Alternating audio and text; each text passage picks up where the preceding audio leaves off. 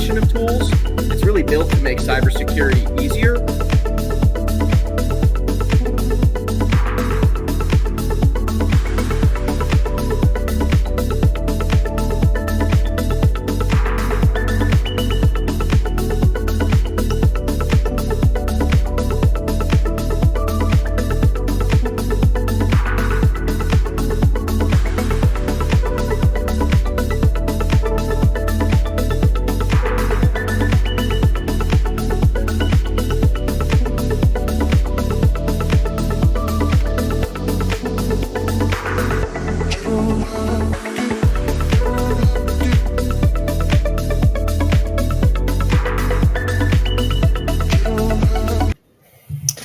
Welcome back to another episode of the MSP Cyber Roundtable.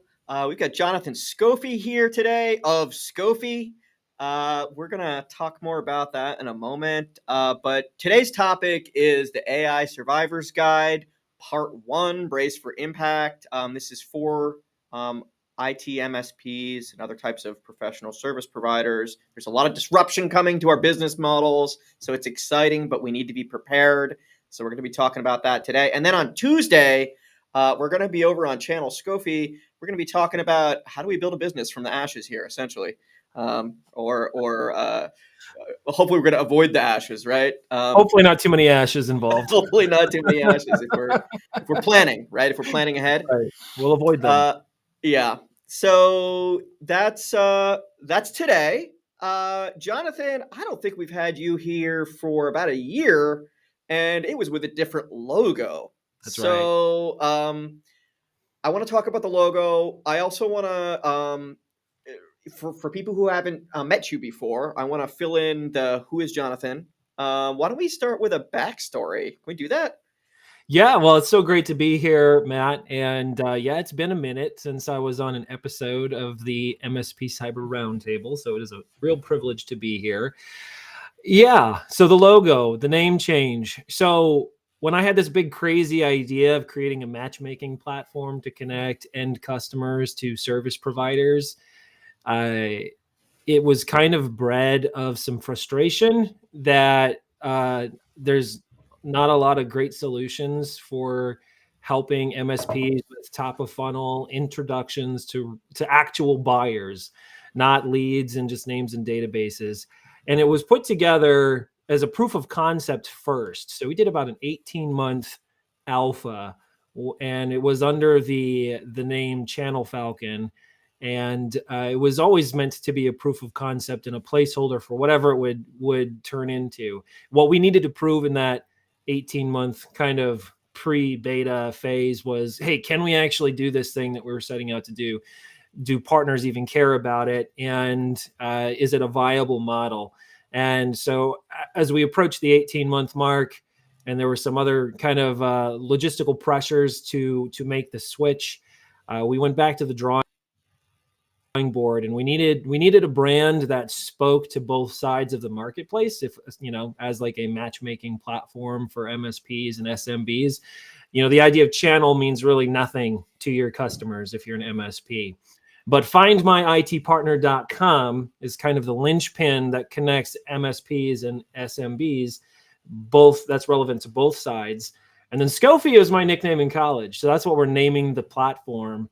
And so I'm Skofi, and Skofi is the platform, and I'm the cyber matchmaker, and me and my team are doing the Lord's work to help you grow your business if you're an MSP.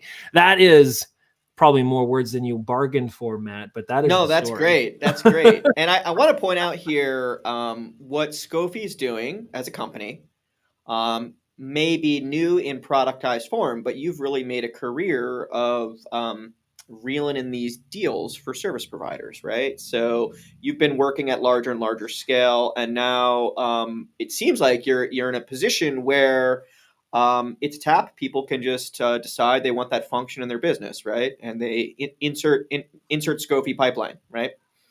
So at IT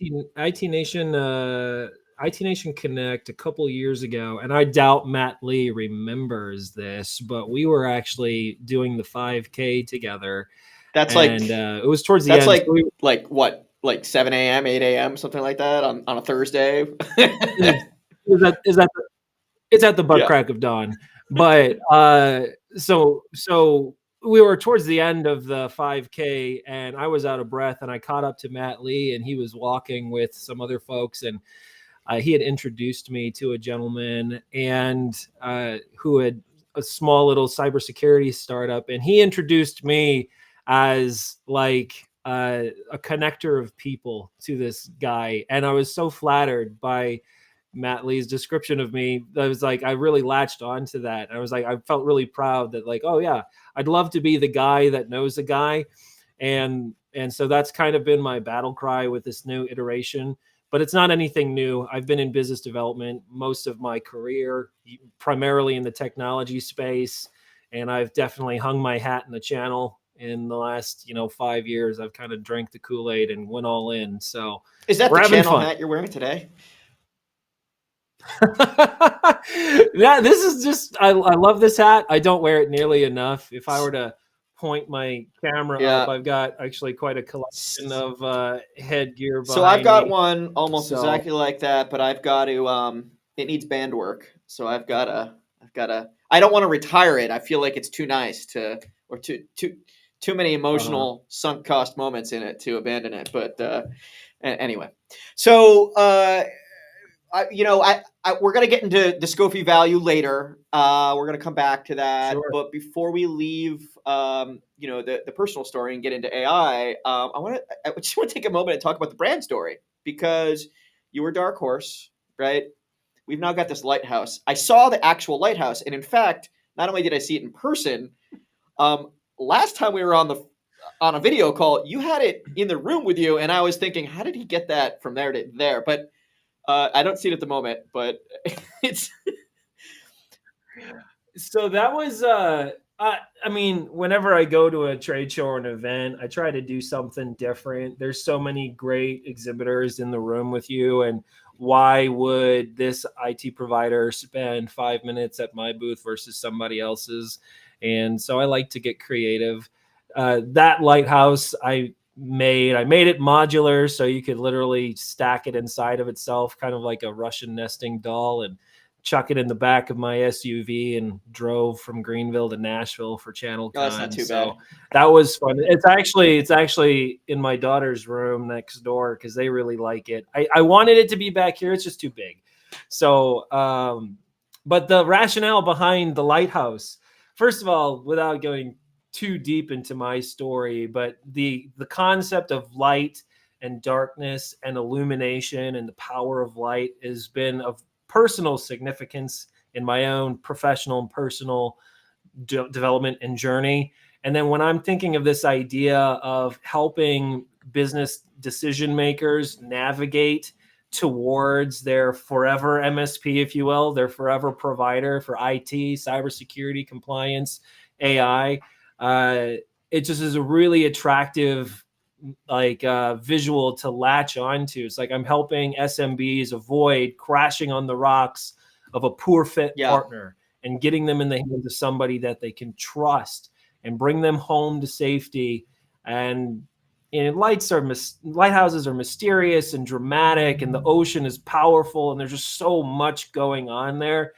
I want to capitalize on that energy and just let it just saturate All right. the brand. So I love that, brand stories. I gotta say, I know some people don't geek out on that stuff, and they're like, what is he babbling about?" But I think it's important because it really speaks to what drives you as an organization. I think. I agree. That is, if your organization has a brand story, and if you haven't thought about that, what are you doing? Right? Is the way I feel like. But anyway, so today's the AI Survivors Guide. We're starting to see the edge of disruption right now. I know this has been a theoretical consideration for a number of years, and us IT guys in the IT industry think we know all about AI. And we're starting to get whacked and maybe don't realize we're being beat up already because our customers are using this amazing learning tool and they're probably not asking their help desk guy as many things as they used to be asking. So I know that there are IT providers out there that have been working to get this into their practice. But usually what that looks like are things like, well, we got a ticketing system that like references our old tickets and theoretical other tickets from other providers and gives us like really great fast answers. Um, and when people tell me stories like that, I think, man, you're missing the plot.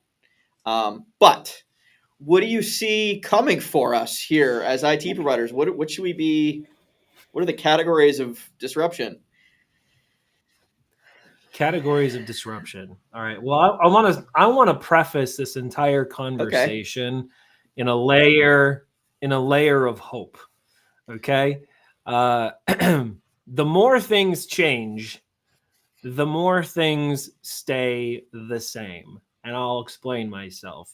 If you deny the impact of AI on the marketplace and our business model as service providers in the last 2 years, you are living with your head buried in the sand. But if you swing so far the other direction, like, we're all going to be out of work in 6 months and it's all going to be agentic and everything's getting left. I think you're overcorrecting.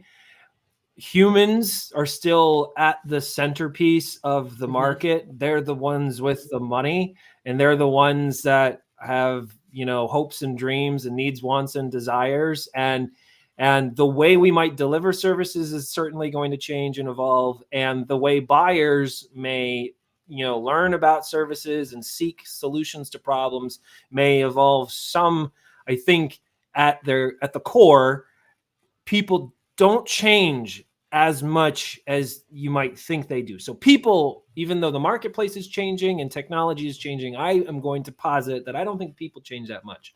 I would love for someone to challenge me in the comments if they think differently, or tell me what you think about this. But there's a level of hope in that, because if you are a person, if you're a people, then you can prepare for this new wave, embrace for this impact in meaningful, practical ways that don't have to kill you or sacrifice your soul.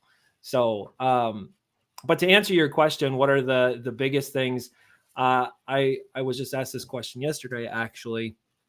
I don't claim to be a total AI expert, but just in the conversations I've been having and what I've been seeing, the way data is interacted with, accessed, organized, and leveraged, I think, is the biggest way AI is changing the world right now. It's, even though everyone's talking about ways they can automate, and there's some really cool stuff that you can't that I've seen, and its ability to generate and contextualize things is like absolutely bonkers. Phase one that is having the most impact that I'm seeing is how are SMBs interacting with the data that they need, whether it's in their inbox, whether it's in a server somewhere, whether it's in a piece of software, business software that they use. That's the first wave in this thing that we need to be bracing for. So if you're just clinging to the old way of how your customers access and interface with their data, don't be surprised if shadow AI is coming up, because they're going to figure out how to do it on their own, and they're already trying to, and there's risk associated with that. So many words out of my face, but what Well, do you I, think? I know that there's, I mean, one of the big things that an IT provider has to consider is not necessarily just how can they use AI in their business and how can they help customers use AI or keep customers safe using AI or protect them from AI, but deal with the reality that their customers using AI tools are Mm, going to be a lot more informed than they're used to. So, that's right. as a buyer, a small business buyer with maybe only a handful of employees, uh, they can ask they can ask that AI, what should I be looking for from my service provider? You know, and what is Right. that AI going to tell them? Right? What is that large language model going to return? It's probably going to regurgitate basically industry best practice, right? And which is a bit of a check to service providers that may not be in alignment with those best practices or haven't checked themselves if they're in alignment with best practice, right? Because if you're dealing with the same 20 customers week in and week out, or 40 or 50 or even 100, right? and you're not paying attention to the rest of the planet, right? You really like it's drop in the bucket, drop in the ocean of what's going on out there, right? And but I mean, there's a knowledge cutoff. There is like this missing expertise in even understanding what the LLM's returning to them, or maybe even asking the right question. But those large language models do know how to find expert type answers, expert type discussions. They do check them. They do return like really comprehensive answers to the person asking the question. And so things like, what should be in a network security plan? What do I need to do to protect myself? What should I be expecting from my provider? Right. If you're not doing all the right things, your customers are going to catch on pretty quickly these days, I think. I do think that there's another level of accountability I should say a more mature level of accountability that customers are going to learn to expect from their service providers because of AI. That said, and man, if you are an MSP or an IT provider and you are watching this right now, I sincerely covet your response to what I'm about to ask you, because I have a theory, right? Yes, I keep seeing again and again where people are saying, I don't even use Google anymore. I'm just ChatGPT or Gemini or Grok or whatever is now my quote unquote search engine for all things. And they're leveraging it more and more and more. But I have a sneaking suspicion that the majority of business leaders that are being served by IT service providers are leagues behind where service providers are themselves today in most cases. And they are becoming oversaturated with, AI and automation, this new wave, and they're being told about this holy grail technology that's supposed to change everything. But when it comes to the form and function of their day to day, they're not thinking about it. They're not implementing it yet. And if they are asking their service providers, they're asking tepid base level, questions. And there's a lot of education yet to be done for the consumers of AI on the business level at the end of the channel chain, if you will. So my question is, if you are an MSP watching this, an IT provider watching this, is that track with your experience? Are your customers actively seeking this out from you? Or are you discovering that apart from you on their own, they're going out and seeking these solutions? Or are you having to kind of break down the door and educate your customers, like what's possible, what's the risk, what they could and should not be doing? Or is it just kind of business as usual for most of your customers? My sneaking suspicion, it's still kind of business as usual with the fringe cases of maybe a handful that are technology forward kind of customers that you probably love to have. Those are the ones leading the conversations. I think you're right, largely, if we're going to take a macro view at things, right? But the world's moving forward. I want to say that what I've ground truthed out there, what I'm seeing day to day, right, is it really depends on demographic, and vertical, and culture, and a few other things. I've got my teenage son who volunteers at the library, helping his elders as a tech tutor, right? And they come to him and they like ask for help, like, can I get email on my phone, right? Like that's the level that they're at, right? And they're asking him about this AI stuff. They keep hearing about it, right? And there's a lot of interest, right? There's, even if there's not knowledge, there's interest, there's inquisitiveness, right? And people are smart. If they take the time to learn things, people are smart. If they're not too busy, they can figure things out. And I'm reminded of this there's a big disparity right now in the administrative workforce we have in middle management, upper management. Middle management is really where I see it the most. The level of skill in knowledge workers and their leaders. There are people that grew up in the world of Microsoft and files on desktops and the Office suite, right? And then there are people that, that are a little bit younger, right? Sub 40 probably, that grew up in the era of the internet and online applications and the cloud, right?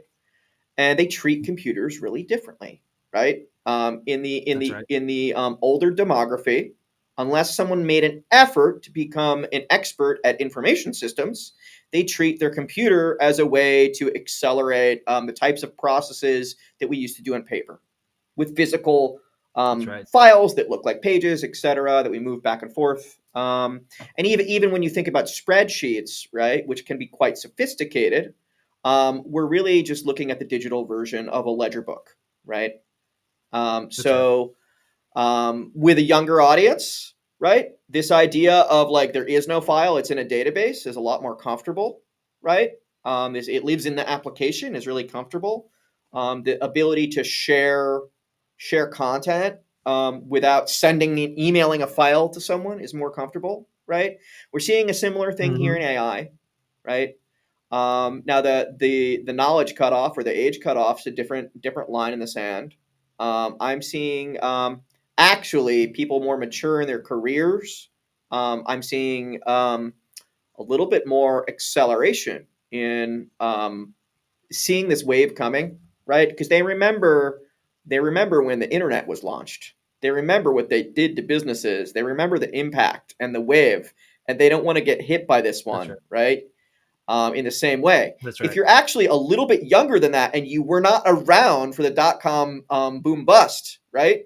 You might actually be a slower AI adopter. You might not have taken time out of your week to study stuff, and the types of questions you're asking uh, Grok, Chat, GPT, whatever, are probably pretty simplistic, right?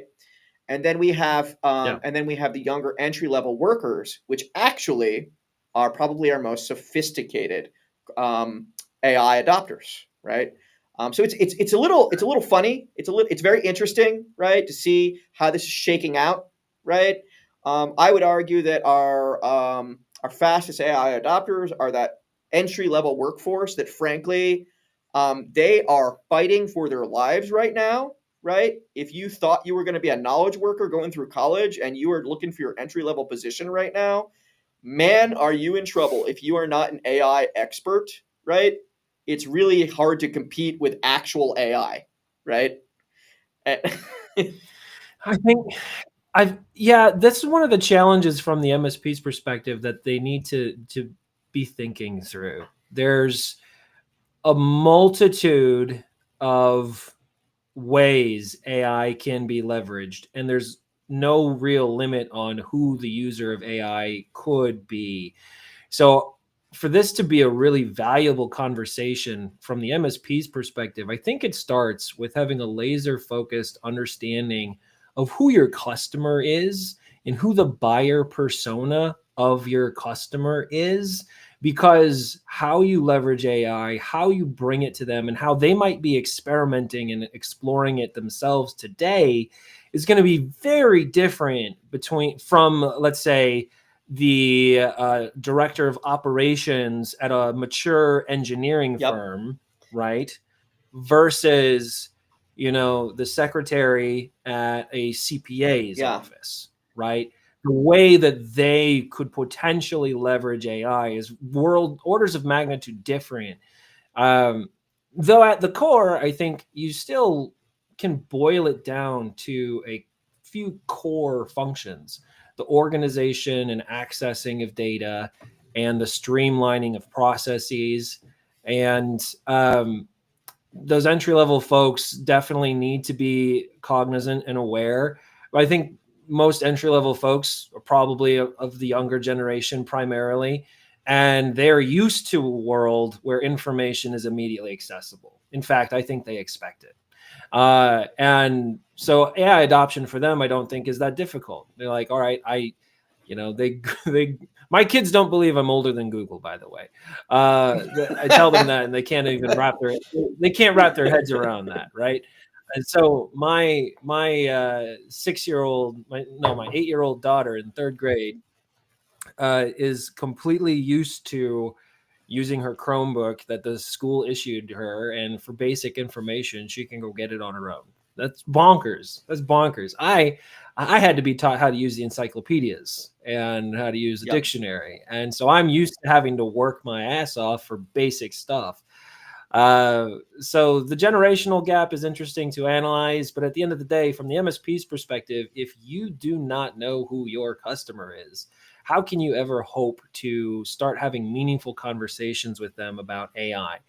Why are you waiting for them to come to you with it? Would be my second Yeah, question, and right? Why are you it's waiting not even, passively? yeah, I agree. The buyer persona is essential, right? You could probably make some guesses about just based on their demography and what you know about them from the interactions you have with your customer, um, how you should be relating to them on this subject. But something that I think most service providers have trouble with, not all of them, some of them are really focused on the CIO services, the strategic consulting. Um, if you don't think about your customers' workforce and the jobs they do every day, you may actually get sideswiped here because you have to think about the shape. Not just your buyer, not just the point of contact buyer you have, right, and the decision maker, but like who do they employ, right? Are they a flattened organization with like a bazillion 24-year-olds running around, right? That Right. organization, and just as an example, let's use like a really a really simple example, right? Um, uh, so let's just talk about uh,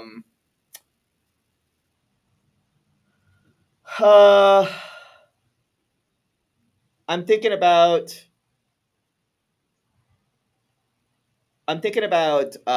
mortgage brokers, right? That have a young sales staff, right? They're a very flattened organization, right?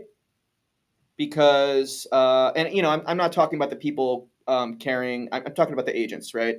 Um, the agents themselves and the people that are the BDRs that are working for them, right? It's a very wide organization, right? The management team is very small, right? On the management team, it doesn't really matter how old they are, right? The actual people Mm. making the phone calls, right? They're all in their mid 20s. Maybe they're in their Yeah. late 20s, right? Maybe in their early 30s. Mhm. And all of them are in the prime category of probably the most suitable AI adopters, right? Because they have the skill set, they're at the right age to have been to watch that develop over the last few years. They've probably experimented a lot on their own, and whether you like it Yeah. or not, unless you blocked all that technology in some way, and it's hard, right? It is on their desktop and they're using it, whether it doesn't matter what memos you issue, right? They're bringing That's right. that into their That's desk right. and they're using that to scrub lists. They're using that to work on playbooks. They're using that to like just record their customer conversations. It's like in the middle of their workflow, you know. Well, you can't even buy a washing machine that isn't somehow supposedly AI enabled now. So most of these newer phones and devices that are your employees and your customers' employees are bringing to work have AI baked into it. So even if you blacklist and partition off certain applications, it's not going to stop them from using it. It's literally in their most used device that they look at 1,000 times a Mhm. day. But I want to take a second to step back because there's a couple layers here. Yes, there's the end user's use of AI, but then from the MSP's perspective, you have to be prepared for that. You have to have answers to that and be able to provide guidance to your customers. But then there's a whole other world of just from the business level where AI can come in and be either a threat to your relationship with your customer or an incredible asset to your relationship with your customer. And if you are nervous right now, let me give you a little bit of hope. And I'll recall back to what I said at the start of this. The more things change, the more things stay the same. One of the mistakes I've seen MSPs and IT providers make when they approach their customers to talk about AI is they start the conversation, hey, let's talk about AI.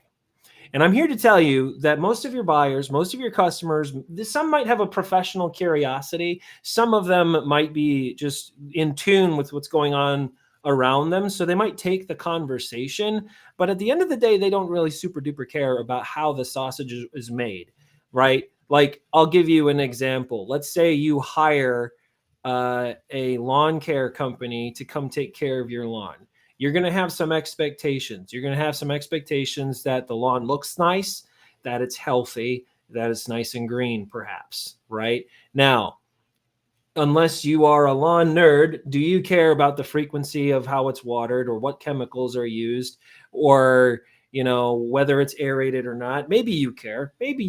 But at the end of the day, what you're paying for is not how they do it. You're paying for a green, healthy, lush lawn. And I think most business owners and business leaders are still in that case with AI. So when you sit down and talk to your customers about AI, start the conversation with, hey, let's look at your business together. Let's look at some common repetitive tasks or points of frustration or friction, and let me understand what you deal with daily. And by the way, if you're not having these conversations with your customers already, you should have been before AI. But now the difference is you've got a powerful weapon in your back pocket that you didn't necessarily have the same way you did 2-3 years ago. You have the capacity to solve problems in ways that you didn't before. And that's where I think MSPs in this bracing for impact need to have two sides to what's going on in their mind. Number one, who's my customer and what do they care about? Number two, like these common processes or business problems that they're facing, are there small ways that I can move the needle, and can AI be a part of telling that story, right? And can I aerate their lawn using AI? Can I weed their lawn using AI? And at the end of the day, leave my customer with a greener front yard than they had before. I don't know if that resonates with any of you watching, but in my mind, when I'm thinking about bracing for impact in this new wave of AI, you have a business relationship with your customer before you have a technical relationship with your customer. And if you really want to have meaningful conversations about AI, start by having meaningful business conversations about what's important to your customers. And then from there, you can build a framework. It's like, well, I'm so glad you shared that with me. Let me show you what we did for XYZ customer. And just so happens we used AI to build this. Isn't that cool? Now they're going to suddenly care. It's like, oh man, how is my lawn so lush all of a sudden? Well, let me tell you, this is the secret sauce we're using. Maybe you don't even have to talk about the secret sauce. Maybe that's just your own secret. Like, I make green lawns. Do you really care how? I don't know. What do you guys think? Give us some feedback. I see we've got some comments. We've got no, that's the wrong one here. So Peter says AI is amazing for automating procedures. Processes are harder. That is true. But the reason it's true right now is because most LLMs that are accessible by people every day, and the AI features that are built into our products, they're very tactical. They don't have great memories. I don't know if you've ever been on a long chat thread with Chat GPT, Gemini, whatever. Like, you'll get to a point where it just fails and you have to start over, right? But if you think about where we were, 24 months ago, those failures used to happen in like minutes, right? And now they're happening in hours. And we're really on the edge of this agentic future where, yes, we can automate procedures right now. We are on the edge of processes really taking over there, right? We do need to be positioned to prepare for that situation where it's going to introduce, to your point, there's a lot of opportunity there for the customer, right? But if the customer can task an agent with some of the things they're currently tasking us, right? That process automation actually can be quite dangerous to us. So to your point, we got to get this stuff in place, right? So that the customer doesn't have to, right? Well, we absolutely should be leading the conversation. We should not be passively waiting for this to come to our desk, right? Like, and think about it. Go back in time. This is just the latest evolution in our industry. Go back in time when you had to convince your customers about this thing called antivirus. That was a conversation. If you've been around long enough, that was a conversation you had to have with your customers, because all of a sudden there's this new thing. There's new threats. There's new risk. We have to have an answer, right? And this is just the newest one. Now, if you waited to have the security conversation with your customer, you fell behind your competitors, and then you put your clients at risk. So maybe you had to clean up some messes that could have been avoided. Maybe you lost some customers because you fell behind and weren't forward thinking in that conversation. This is the new one. You just track the evolution from break fixed to managed, from managed to cybersecurity, from security to compliance. And then all of these are leading into AI. And all of these conversations are still going, by the way. This is just the newest and latest. And you can choose to be the one who's leading the charge, or wait for them to solve the problem on their own, or worse, find your competitor to do so. I've got a couple more here. Well, one more from Peter. It's a different subject, actually. So this is in response to what we were talking about earlier and Peter was much better at articulating this than I was. They're showing up fully informed, right? At bottom of funnel, they've already done their research. And if you can't flip that around real quick with the exact right solution, they're going to disqualify you, right? And that's totally true. This is painful on the prospecting side. It's even more painful if it's an existing customer, right?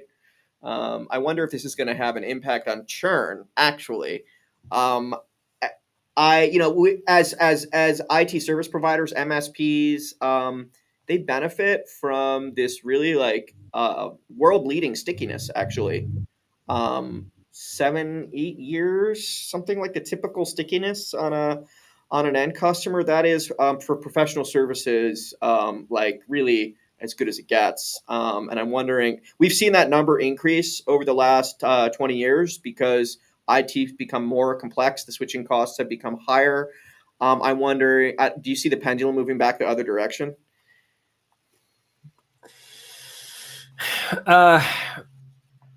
That's interesting, because if you look at what's happening with cloud services right now, that was a battle cry for a long, long time. Get off premise and move to the cloud, right?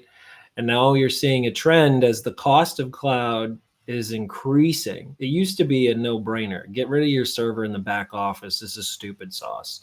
But it's becoming more cost prohibitive, and there's a lot of reasons for certain customers to be thinking about moving back on premise, which to some providers feels like a step back towards the dark ages. But I think it's indicative of the customer leaning towards self-sufficiency more and being like, I want to have a little more control. I want to have a little more say in my destiny. I maybe don't want to be as beholden to these external forces as I used to be. And I think that's going to have an impact on service providers. For those that don't lead the conversation, I see another comment from Peter: business analysts own the next 5 years, or can if they choose to.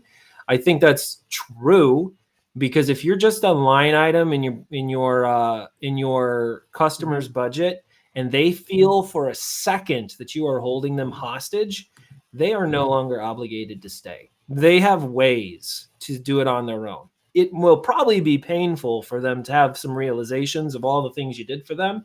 It'll probably be costly, some of the mistakes they'll make without you.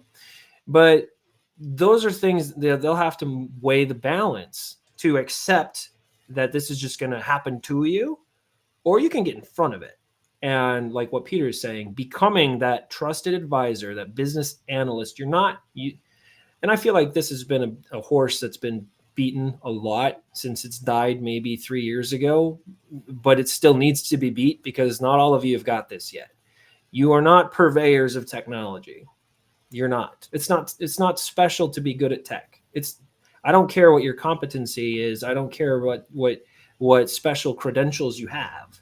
It's funny, just as an example, last year, so 2024, I was pursuing quotes from software development companies for the building of the findmyitpartner.com platform. Okay.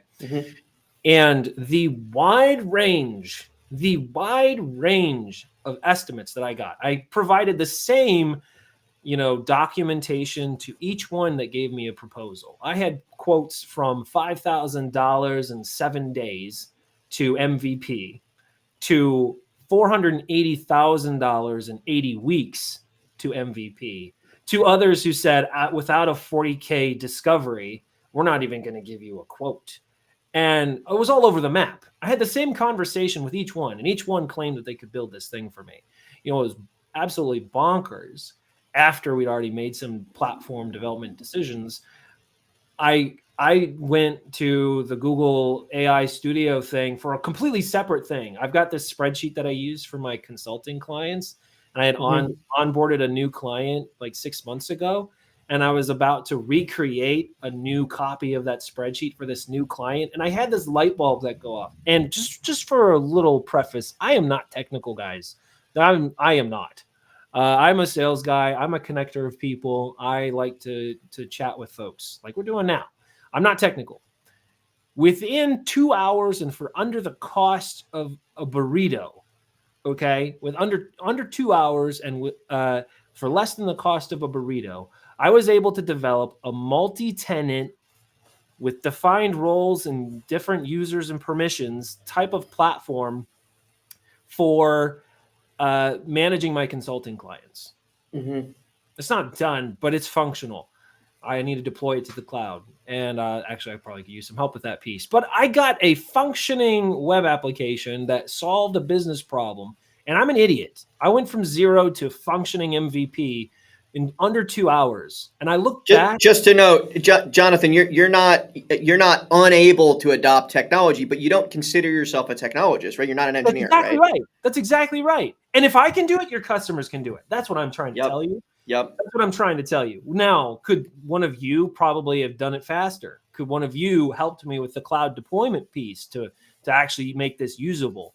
Yes, certainly, I'm sure. But my point is, you are no longer a necessity unless you make yourself a necessity. You need to show your customers how I make you money, how I make you faster and better, and how I make you sticky with the revenue you already have. Yeah, I'm actually going to bring Peter's comment back up here again. So the way he phrases that, I want to point to if you're a purveyor of technology right now, right, you have the option to take over business analysis for your customer and be passable at that with the help of AI if you don't already consider yourself a business analyst in their industry, right? And then be an expert at technology and provide really great solutions, right? Or if you don't step into that role, right, your customer who already knows like their industry up, down, and sideways, they don't need AI for that, right? But they can use AI to be passable at some of this technical management, right? And they will dethrone you. They will dethrone you. So that's worth noting. One other thing I'll say on that, Matthew, though, just sort of another little dash of hope for you. I don't think your customer really wants to be that. They don't. They're totally going to give you the chance to step into that role. Like, think about it, okay? Like, I know enough senior partners at law firms, right? Like, they have no real interest. They're business owners, business leaders. They have no real interest in becoming the one who tinkers. They're not going to go into Google AI Studio to build a web app. They might tell one of their people that works for them to go figure it out. But they're concerned with what?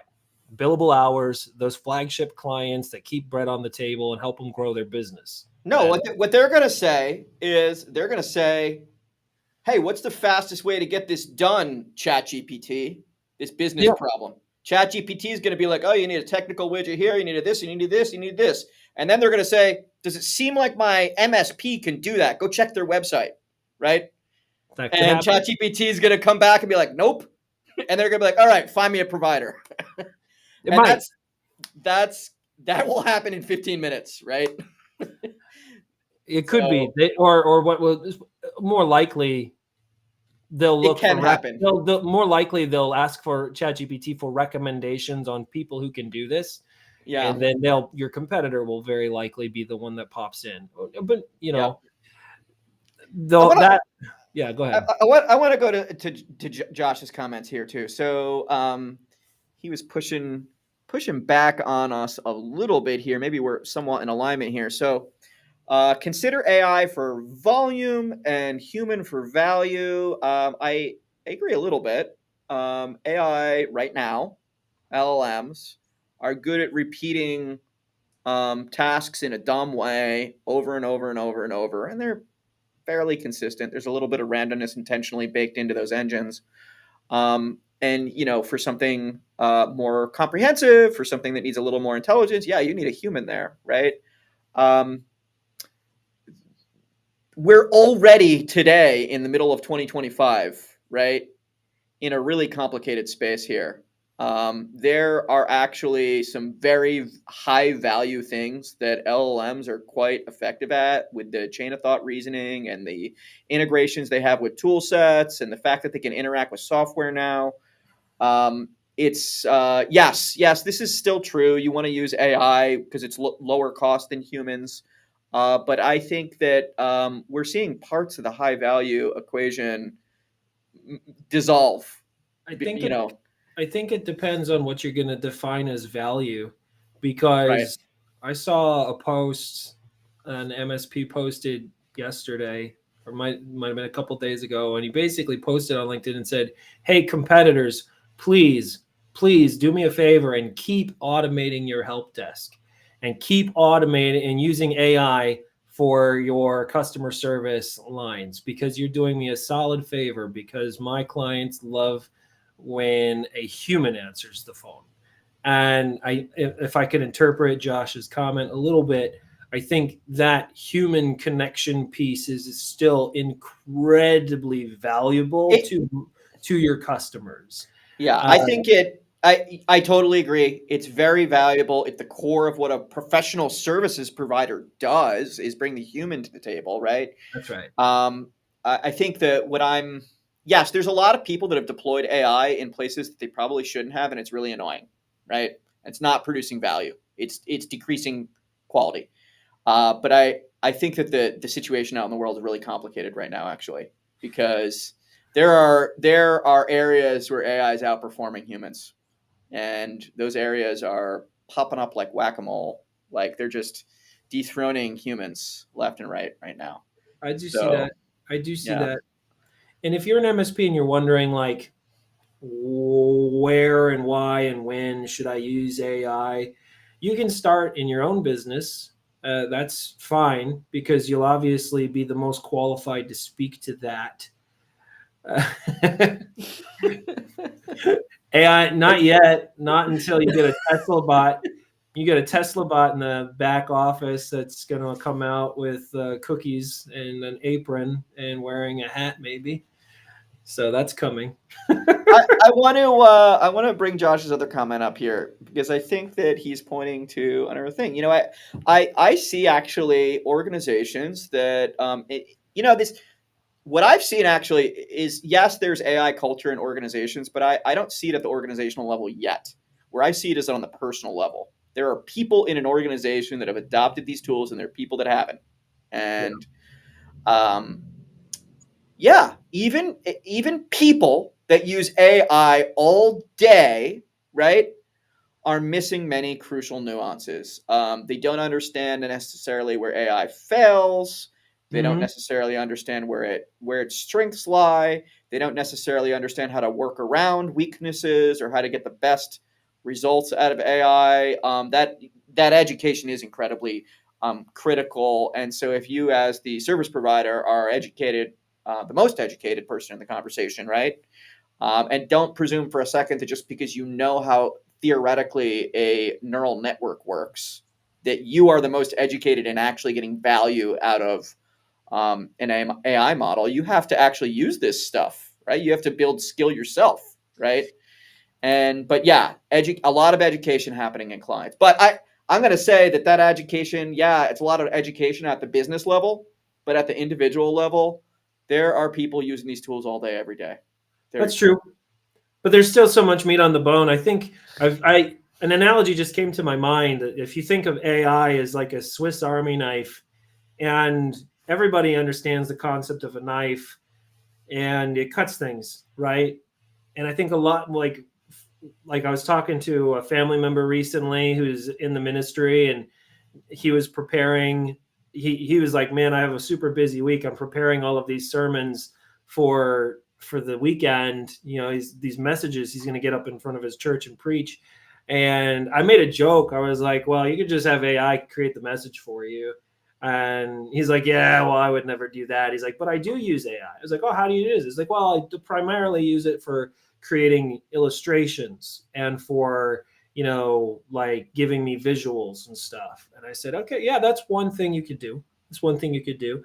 And I was like, "Well, what if you took a passage of scripture that you wanted to preach on, and you started talking to AI, and you said, 'Hey, I want you to function as a theologian and ask me questions about this passage. And I want you to help me organize my thoughts in preparation for this message, and kind of also function as a theological virtual assistant that's going to help me prepare for Sunday.'" He's like, and it blew his mind. He's like, "You mean, what do you mean talk to AI?" And I was like, "Have a conversation, talk to it, and it'll actually guide you through some of this." I'm not saying have AI write your message, like, and it just blew his mind that that was even an option. And I think so many people are looking at the Swiss Army knife of AI, the end user consumer level of AI, and it's like, it's a fascinating tool that can maybe make an image for them, or maybe it can replace Google for me and give me a little extra context to my Google search. And that's how they think of AI. But until they're educated of all the other ways you can use that Swiss Army knife, it's just a basic blade for them, no different than any other cutting utensil in the kitchen. It's like, "Oh, what, man, you can open cans with this. What? You can open a wine bottle with this. What? You can, there's tweezers on this dang thing," right? And all of a sudden, the light bulbs go off. It's like, I had no idea that there's all, and I think we have a long way to go. But to your point, they don't need you to learn that anymore. I'm literally telling some of my consulting clients that are kind of early on in this AI stuff. I'm like, they're like, "Hey, are there any courses to go learn AI?" I was like, "Why do you need a course? You just go to Chat GPT and say, 'Hey, can you create a course for me and teach me how to best use you? Give me examples of what other people are doing.'" Like, you don't need to pay someone to teach you that. You can literally have AI teach you So that. you're pointing to a really important underutilized aspect of AI, and it reminds me of so first of all, AI is an excellent teaching tool, right? Because you can ask it to teach you, right? And you can ask it to gauge your learning and course correct, right? And teach you in a least cost path through the knowledge space to adopt your own knowledge, right? I know that another area that's underutilized is, instead of talking to AI, ask it to talk to you.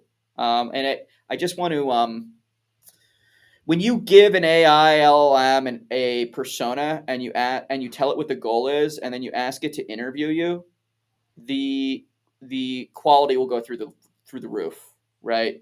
Because it will really, really, really understand what you want it to do. That's right. If you, instead of being proactive and telling it what to do, you tell it to ask you what you want to do, and you can have it interview.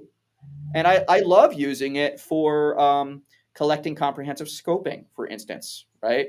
To make sure you have a complete picture of something, to document a process, right? I love using AI for that because it's particularly good, and it allows me to be reactive rather than proactive. It's a little easier in the brain, right? And I save my proactive energy for other areas of the business. But yeah, there's a lot of potential new ways people can use these things. They may be using these. Your customers may be using these tools, but they may not be using them to the extent that they can be. Before, we we need to talk about how we can build a business out of this stuff. We're going to do that next week. That's right. Before we get to that handoff point, Johnathan, real quick, You're on the stump, man. Give us the elevator here on Skofi. Who is Skofi? Yeah, so I ran a poll a couple weeks ago, basically asking IT providers to tell me where the majority of their customers came from. And I gave 4 options. One was focused on inbound, one was focused on paid advertising, one was focused on referrals and word of mouth, and one was focused on outbound. And an overwhelming majority, I believe it was 77% out of 133 responses, said word of mouth and referrals. That was not a surprise to me to hear that, to see that data, but I wanted to actually have it be more than anecdotal, because I talk to MSPs all the time and they tell me, man, I'm really good at closing business when the prospect is referred to me and I know, and I get an at bat. It's getting those at bats. It's really hard. And I think the underlying reason for that, without going way too high onto this soapbox, is because of trust. What is a referral if not a demonstration of trust? Somebody recommended you to this opportunity because they trust you with the relationship, because you have a relationship. People don't just casually purchase IT services. They are largely going through channels they trust. So what findmyitpartner.com is seeking to be is a global economy of trust, where in the future, and today in a beta capacity, we are in beta right now, the SMB, the mid-market buyers for IT, security, compliance, and AI can go somewhere. They can have high confidence and not have to trust their critical infrastructure and IP and data to a Google search, where they're almost certainly finding your competitors. And most of them aren't even going to Google anyway. They're going to their peers. But this is meant to be like, imagine if LinkedIn and Tinder had a baby that was really good with computers that you would trust with your firstborn. That's what we're trying to build. Basically, a matchmaking platform to connect end customers to service providers. And today you're already, this is something that's actually operating, right? So today, if you're in your IT, it's an IT partner network. What do you call the cast of solution providers? They are just IT partners. A global network of trusted providers. So in your trusted provider network, end clients are already finding providers this way. That's And right. so this is happening today, and you're adopting, you're building that network, the solution side, slowly, but you've already got the deal flow churning here. So we'll come back to that on Tuesday. So on Tuesday, we're going to be over on channel Skofi, and we're going to talk about the other side of this equation. We're going to be talking about, actually, it's your side of the show. Why don't you give us the preview? So if you hung out with us today, thank you so much. And I very much appreciate you. Hopefully you got a measure of value out of this.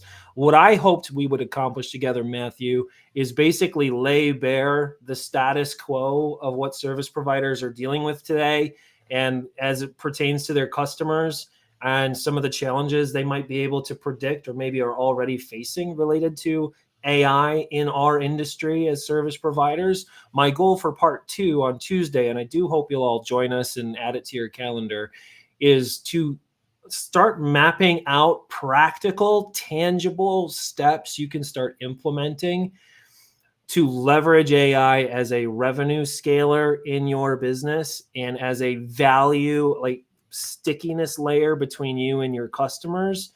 I think you're already getting preached at 6 Ways from Sunday about how AI can streamline your operations and, improve your tech stack. I think there's a lot of more qualified voices out there speaking to that piece of the equation. I am more concerned about your relationship with your customers and your future customers and how AI is going to impact that.